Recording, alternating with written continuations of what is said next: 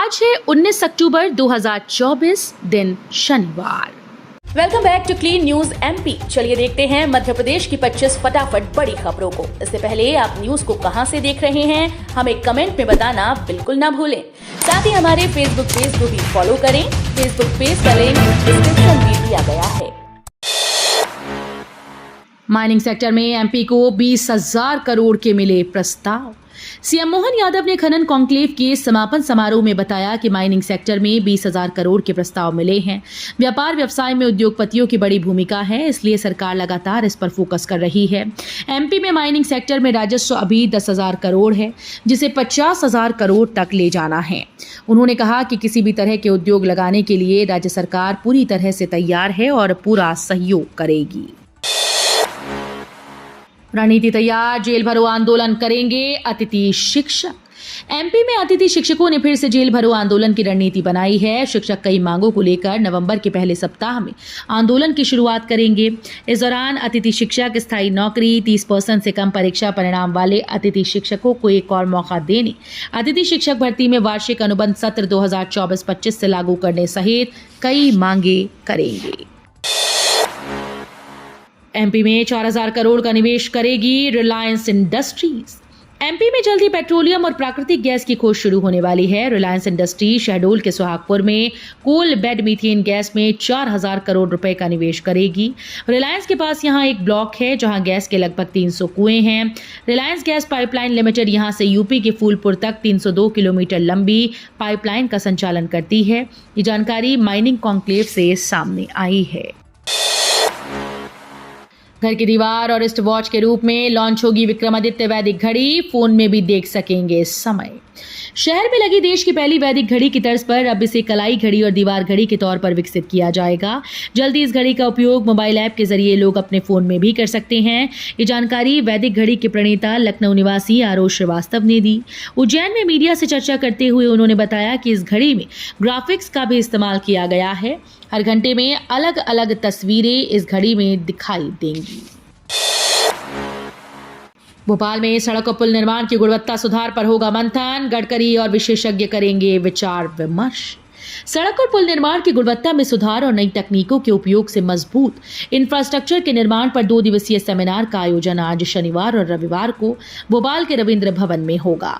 इस सेमिनार का आयोजन भारतीय सड़क कांग्रेस और मध्य प्रदेश लोक निर्माण विभाग के द्वारा किया जा रहा है, जिसमें केंद्रीय सड़क परिवहन मंत्री नितिन गडकरी शामिल होंगे। भोपाल में माइनिंग मीट का समापन। मुख्यमंत्री डॉक्टर मोहन यादव ने शुक्रवार को कहा कि भोपाल में आयोजित 2 दिवसीय खनन कॉन्क्लेव के परिणाम ऐतिहासिक साबित होंगे। उन्होंने कहा कि इस कॉन्क्लेव में आधुनिक तकनीकों के उपयोग पर हुई चर्चाओं से निकलने वाले निष्कर्ष भावी रणनीति के निर्माण की नींव रखेंगे, जो न केवल मध्य प्रदेश बल्कि आत्मनिर्भर भारत के निर्माण में भी मील का पत्थर साबित होंगे।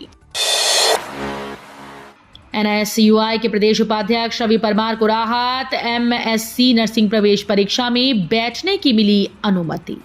नर्सिंग घोटाले को उजागर करने वाले एनएसयूआई के प्रदेश उपाध्यक्ष रवि परमार को शुक्रवार को उच्च न्यायालय से बड़ी राहत मिली है। उच्च न्यायालय की संजीव सचदेवा और विनय सर्राफ की डबल बेंच न्यायपीठ ने सुनवाई करते हुए रवि परमार को एमएससी नर्सिंग प्रवेश परीक्षा में फिजिकल फॉर्म भरकर शामिल होने की अनुमति दी। परमार के अधिवक्ता अभिषेक पांडे के द्वारा दायर याचिका पर सुनवाई के बाद ये फैसला सुनाया गया। भीख मांगने वाले बच्चों के पास मिल रहा नशे का जखीरा, अधिकारी भी हैरान। शहर को भिक्षुक मुक्त कराए जा रहे अभियान में अधिकारियों को कई महत्वपूर्ण जानकारियां मिल रही हैं। वहीं नशे की गिरफ्त में आ रहे बच्चों के पास नशे का जखीरा भी बरामद हो रहा है। अब तक 200 से अधिक भिक्षुकों को उज्जैन के सेवाधाम में भर्ती कराया जा चुका है। वहीं 67 बच्चे भी संस्थाओं में भर्ती कराए गए। इनमें से कई के पास सफेद पाउडर, पंचा चिपकाने का सुलोचन बरामद हुआ। कपड़े की पोटली बनाकर सूंघने की भी पुष्टि हुई। मध्य प्रदेश 160 प्लस देशों को निर्यात कर रहा दवाएं। सीएम यादव ने मुंबई में इंडिया केम 2024 को किया संबोधित। मुख्यमंत्री डॉक्टर मोहन यादव ने कहा कि मध्य प्रदेश में केमिकल, फार्मा, पेट्रोकेमिकल और प्लास्टिक जैसे उद्योगों के लिए बेहतरीन इकोसिस्टम मौजूद है। प्रदेश में इन क्षेत्रों को बढ़ावा देने के लिए राज्य सरकार जल्द ही एक आकर्षक फार्मा पॉलिसी लाने जा रही है। इससे न केवल निवेशकों को आकर्षित किया जाएगा बल्कि प्रदेश की औद्योगिक गतिविधियों को भी गति मिलेगी। मुख्यमंत्री ने शुक्रवार को मुंबई में आयोजित इंडिया केम 2024 के 13वें संस्करण को संबोधित करते हुए कहा कि मध्य प्रदेश 160 से अधिक देशों को दवाएं निर्यात कर रहा है। उज्जैन में सिंगस की तैयारी जारी, 5,882 करोड़ में होंगे ये काम, सीएम यादव बोले पूरे विश्व में होगी गूंज। मध्य प्रदेश की धार्मिक और बाबा महाकाल की नगरी उज्जैन में साल 2028 में सिंगस्त मेला होना है। इसे लेकर अभी से तैयारियां शुरू हो गईं। प्रदेश के सीएम डॉक्टर मोहन यादव सिंगस्त की तैयारियों को लेकर अधिकारियों के साथ लगातार बैठक कर रहे हैं। अब सरकार की ओर से सिंगस्त 2028 के लिए होने वाले 19 कार्यों के लिए 5,882 करोड़ रुपए की मंजूरी दी गई। टेलीकॉम इंडस्ट्री को लेकर सिंधिया ने लिया बड़ा फैसला, सैटेलाइट स्पेक्ट्रम की नीलामी नहीं होगी। केंद्रीय मंत्री ज्योतिरादित्य सिंधिया ने टेलीकॉम इंडस्ट्री को लेकर बड़ा फैसला लिया। उन्होंने सैटेलाइट स्पेक्ट्रम की नीलामी न करने का निर्णय लिया। इससे एलन मस्क की कंपनी स्टारलिंक को भारत में सेवाएं देने में आसानी होगी। एलन मस्क ने भी सिंधिया के इस फैसले का स्वागत किया। कटनी सिंगरौली रेलखंड पर yard remodelling, Jabalpur Singrauli intercity समेत 6 ट्रेन रद्द। कटनी सिंगरौली रेलखंड पर यार्ड रिमॉडलिंग वर्क के चलते आज से 28 अक्टूबर के बीच रेल यात्रा करने वाले यात्रियों के लिए बड़ी खबर है। रेलवे ने जबलपुर मंडल की 6 प्रमुख ट्रेन को अलग अलग तारीखों पर रद्द कर दिया। इसके अलावा 8 अन्य ट्रेन के रूट भी बदले गए। प्रभावित ट्रेन में जबलपुर सिंगरौली इंटरसिटी, सिंगरौली भोपाल एक्सप्रेस और निजामुद्दीन सिंगरौली एक्सप्रेस शामिल हैं। महाराष्ट्र सीएम के सांसद बेटे ने महाकाल मंदिर का तोड़ा नियम। महाराष्ट्र के सीएम एकनाथ शिंदे के बेटे सांसद श्रीकांत शिंदे पर उज्जैन के महाकाल मंदिर में नियम तोड़ने का आरोप लगा है। श्रीकांत शिंदे शाम की आरती के दौरान मंदिर पहुंचे और नियम तोड़ते हुए गर्भगृह में घुस गए और करीब 5 मिनट तक पूजा अर्चना की। बता दें कि महाकाल मंदिर के गर्भगृह में सिर्फ पुजारियों को ही जाने की अनुमति है। ये घटना गुरुवार शाम की है। इसका वीडियो और फोटो वायरल हो रहा है। कंशाना का दिग्विजय पर पलटवार, बोले भ्रम फैला रहा विपक्ष, इजराइल यूक्रेन संघर्ष से खाद्य आपूर्ति बाधित। प्रदेश में किसानों के बीच खाद्य संकट के आरोपों पर पूर्व मुख्यमंत्री दिग्विजय सिंह और पीसीसी चीफ जीतू पटवारी के बयानों के जवाब में कृषि मंत्री ऐदल सिंह कंशाना ने शुक्रवार को पलटवार किया। उन्होंने स्पष्ट किया कि मध्य प्रदेश में उर्वरकों की कोई कमी नहीं है और विपक्षी नेता किसानों को भ्रमित कर रहे हैं। एमपी में बुलडोजर एक्शन, 90 मकान दुकान ध्वस्त। उज्जैन में प्रशासन ने बड़ी कार्रवाई करते हुए करीब 90 अवैध निर्माणों पर बुलडोजर चला दिया। इस दौरान भारी संख्या में पुलिस बल के साथ साथ नगर निगम की टीम भी मौजूद रही। ये कार्रवाई उज्जैन शहर के सिंगस्त क्षेत्र के जूना सोमवारिया स्थित मदीना कॉलोनी में हुई। प्रशासन ने बताया कि इस जमीन पर कुछ लोगों ने लंबे समय से कब्जा कर रखा था। अब इसे कब्जा मुक्त कराया गया है। दाढ़ी हटाओ प्यार बचाओ, लड़कियों का वीडियो वायरल। एमपी के इंदौर का एक वीडियो तेजी से वायरल हो रहा है। इस वीडियो में कुछ लड़कियों का एक ग्रुप दाढ़ी हटाओ प्यार बचाओ के नारे के साथ रैली निकाल रहा है। उनके हाथों में तख्तियां हैं जिन पर मजेदार और चौंकाने वाले संदेश लिखे हैं, जैसे no clean shave no love और दाढ़ी रखो या गर्लफ्रेंड रखो, चॉइस तुम्हारी। इस रैली का असली मकसद अभी तक स्पष्ट नहीं है। एमपी में फल सब्जी आदि फेरी वालों का फ्री में होगा रजिस्ट्रेशन। एमपी सरकार ने फल सब्जी और अन्य खाद्य पदार्थ बेचने वाले फेरी वालों को बड़ी राहत दी। अब फेरी वालों का एफएसएसएआई में 5 साल के लिए फ्री में रजिस्ट्रेशन होगा। आर्थिक कमजोरी से जूझ रहे फेरी वाले वेंडर रजिस्ट्रेशन कराने से बचते थे, इसलिए सरकार ने ये सुविधा प्रदान की है। बता दें कि इससे पहले रजिस्ट्रेशन के लिए 500 रुपये शुल्क लगता था। वेंडर वेबसाइट पर रजिस्ट्रेशन कर सकते हैं। छेड़छाड़ पीड़िता की मौत, कमलनाथ बोले बेटियां सुरक्षित नहीं। खंडवा में 12 अक्टूबर को दबंगों ने एक युवती के ऊपर पेट्रोल छिड़क कर आग लगाई। इंदौर के एक अस्पताल में इलाज के दौरान युवती की मौत हुई। इस घटना पर कमलनाथ ने मोहन यादव सरकार पर हमला बोला। कमलनाथ ने एक्स पर लिखा कि दशहरे के दिन पेट्रोल डालकर जलाई गई छेड़छाड़ पीड़िता ने उपचार के दौरान अपना दम तोड़ दिया। राज्य में हर जगह बेटियां सुरक्षित हैं और अपराधियों के हौसले बुलंद हैं।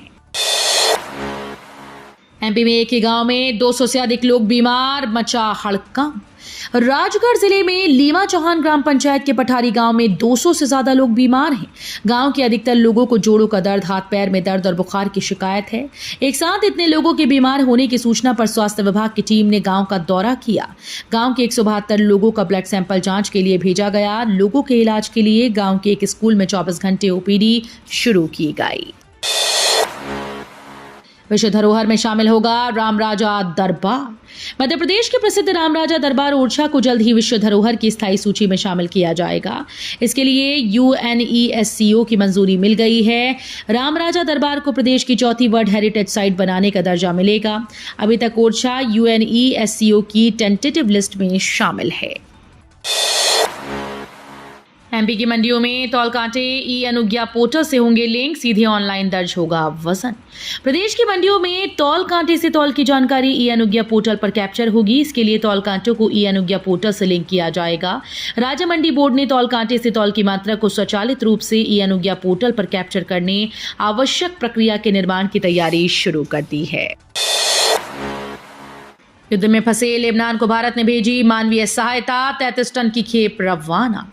इजराइल के हमले से तबाह लेबनान को भारत की ओर से मानवीय सहायता भेजी जानी शुरू हुई। भारत के विदेश मंत्रालय की ओर से जारी बयान में कहा गया कि लेबनान को भारत ने 33 टन मेडिकल सामग्री भेजने का निर्णय किया है। इस खेप में हृदय संबंधी दवाएं, एंटी इन्फ्लेमेटरी एजेंट, एंटीबायोटिक्स और एनेस्थेटिक्स सहित कई तरह की फार्मास्यूटिकल उत्पाद शामिल हैं। डेंगू की खतरनाक रफ्तार, 107 की जांच में 14 पॉजिटिव। ग्वालियर में डेंगू की रफ्तार खतरनाक हो गई, लेकिन स्वास्थ्य विभाग को फर्क नहीं है। 107 सैंपल की जांच में 14 पॉजिटिव केस पाए गए। वहीं एक दिन पहले ही 326 सैंपल्स की जांच में 19 पॉजिटिव पाए गए। डेंगू को लेकर स्वास्थ्य विभाग सिर्फ एडवाइजरी जारी करने तक सीमित है। इसके अलावा सर्वे टीम के आंकड़े जारी कर दिए जाते हैं। डेंगू के लगातार केस व मौत के मामले सामने आने के बाद भी ठोस कार्रवाई नहीं की जा रही। मोबाइल से एक्सरे, 100 रुपए फीस। जिला अस्पताल में डॉक्टर चैम्बर में बाबा का झाड़ फूक क्लिनिक। क्या हो जब आप जिला अस्पताल में इलाज कराने जाएं और डॉक्टर की बजाय एक बाबा वहां झाड़ फूक करते हुए लोगों का इलाज कर रहा हो? अटपटा लगेगा, लेकिन खरगोन के जिला अस्पताल से ऐसा ही एक वीडियो सामने आया। वीडियो में बाबा अस्पताल के वेटिंग रूम में कुर्सी पर बैठा है और एक मरीज के साथ झाड़ फूक कर रहा है। वहीं कुछ अन्य मरीज डॉक्टर का इंतजार करते भी नजर आ रहे हैं। अमेरिका ने भारतीय अधिकारी पर लगाया गंभीर आरोप। अमेरिकी न्याय विभाग ने भारतीय खुफिया एजेंसी रॉ के पूर्व अधिकारी पर खालिस्तानी आतंकी गुरपतवंत सिंह पन्नू की हत्या की साजिश रचने का आरोप लगाया है। अमेरिकी कोर्ट में अधिकारियों ने कहा कि 39 वर्षीय विकास यादव ने पन्नू की हत्या के लिए भाड़े पर हायरिंग की थी। FBI डायरेक्टर क्रिस्टोफर रे ने कहा कि भारतीय सरकारी कर्मचारी ने अमेरिकी धरती पर एक अमेरिकी नागरिक की हत्या करने का प्रयास किया। तो ये थी आज की 25 फटाफट बड़ी खबरें। अगर आपको न्यूज पसंद आई हो तो वीडियो को लाइक और शेयर जरूर करें। धन्यवाद।